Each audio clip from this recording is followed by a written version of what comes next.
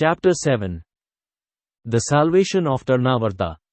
The Supreme Personality of Godhead, Krishna, is always full with 6 opulences, namely complete wealth, complete strength, complete fame, complete knowledge, complete beauty and complete renunciation. The Lord appears in different complete, eternal forms of incarnation.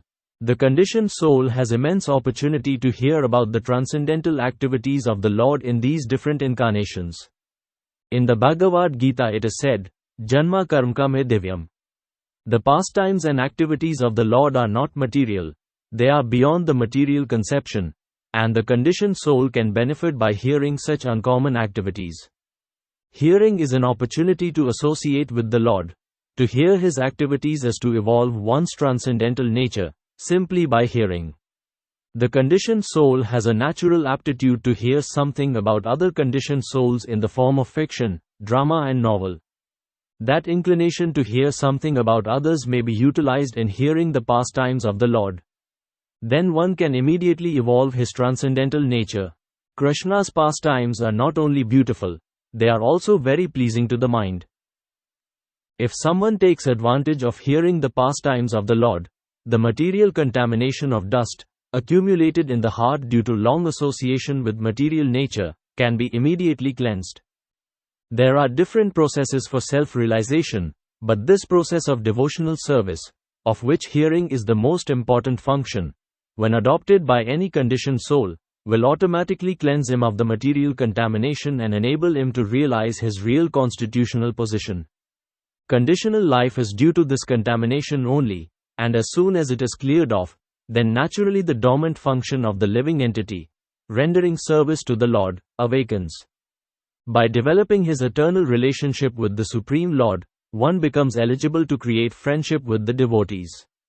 Maharaja Pariksit recommended, from practical experience, that everyone try to hear about the transcendental pastimes of the Lord. This Krishna treatise is meant for that purpose, and the reader may take advantage of it to attain the ultimate goal of human life. The Lord, out of His causeless mercy, descends to this material world and displays His activities just like an ordinary man.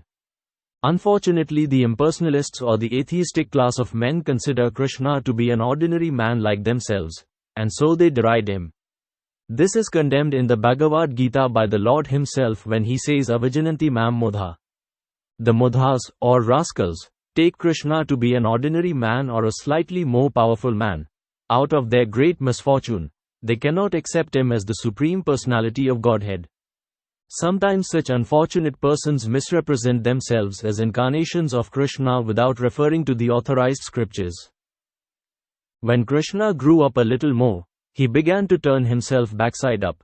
He did not merely lie down on his back.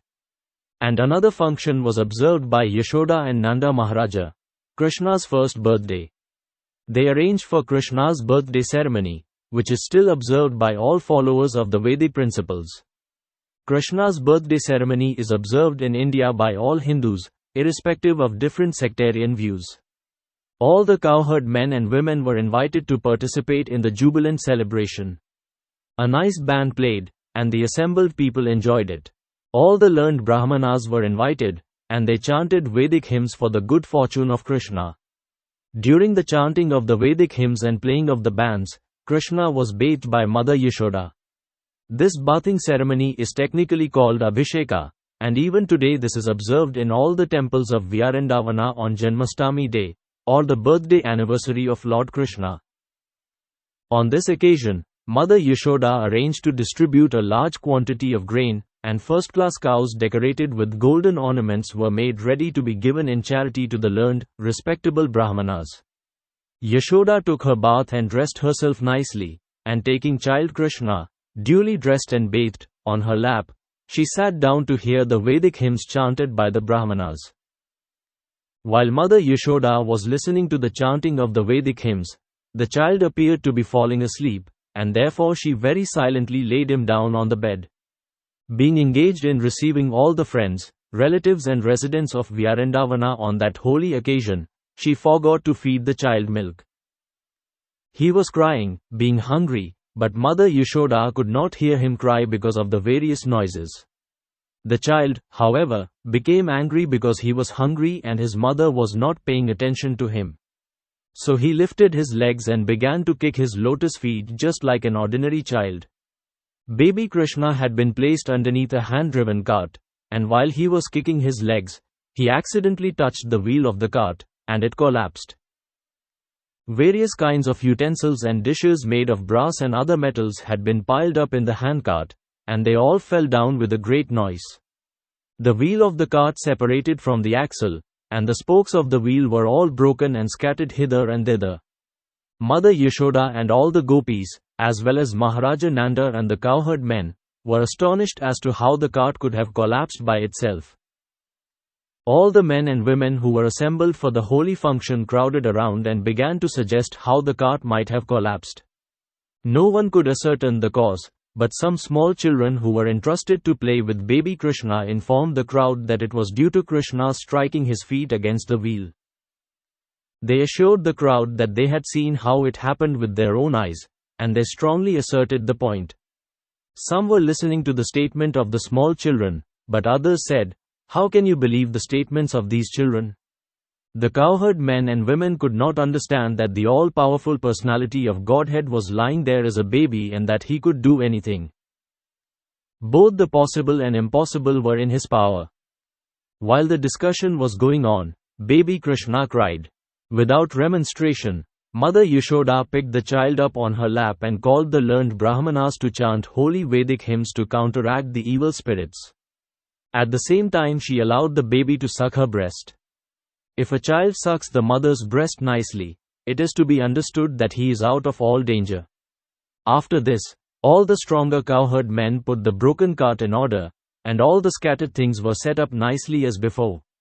The Brahmanas thereafter began to offer oblations to the sacrificial fire with yogurt, butter, kusa grass and water.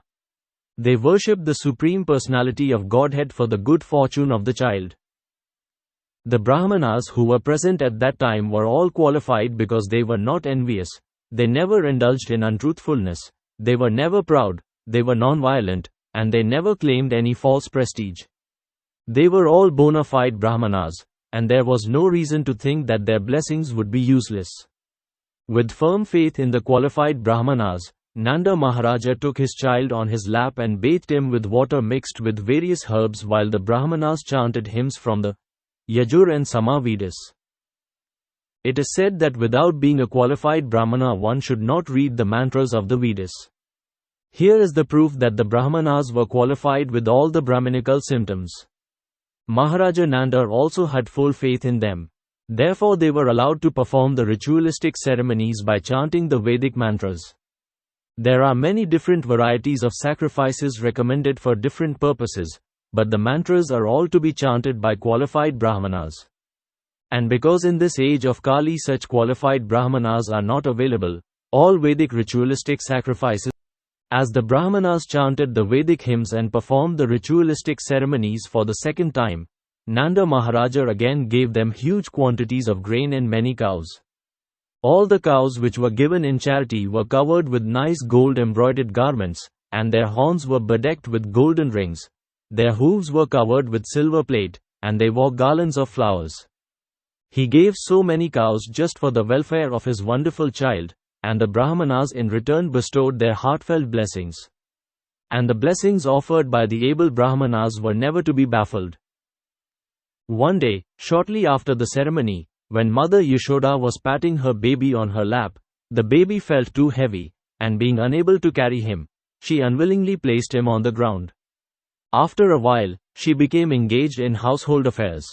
At that time, a servant of Kamsa's known as Trinavarta, as instructed by Kamsa, appeared there in the shape of a whirlwind. He picked the child up on his shoulders and raised a great dust storm all over Vyārendavana, covering everyone's eyes.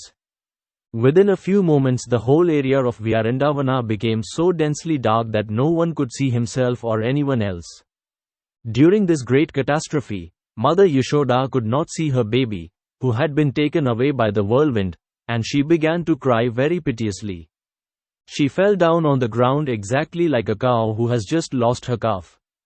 When Mother Yashoda was so piteously crying, All the cowherd women immediately came and began to look for the baby, but they were disappointed and could not find him.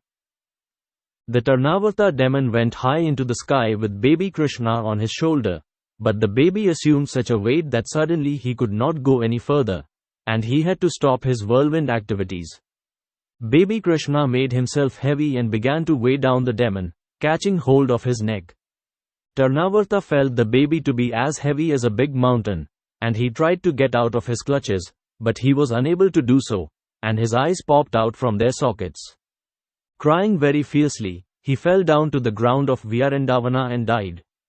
The demon fell exactly like Tripurasura, who was pierced by the arrow of Lord Shiva. Trinavarta hit a stone slab, and his limbs were smashed. His body became visible to all the inhabitants of Vyāsadeva.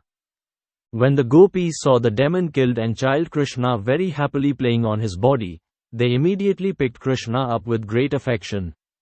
The cowherd men and women became very happy to get back their beloved child Krishna. At that time they began to talk about how wonderful it was that the demon had taken away the child to devour him but could not do so. Instead he fell down dead. Some of them supported the situation. This is proper because those who are too sinful die from their sinful reactions, and child Krishna is pious.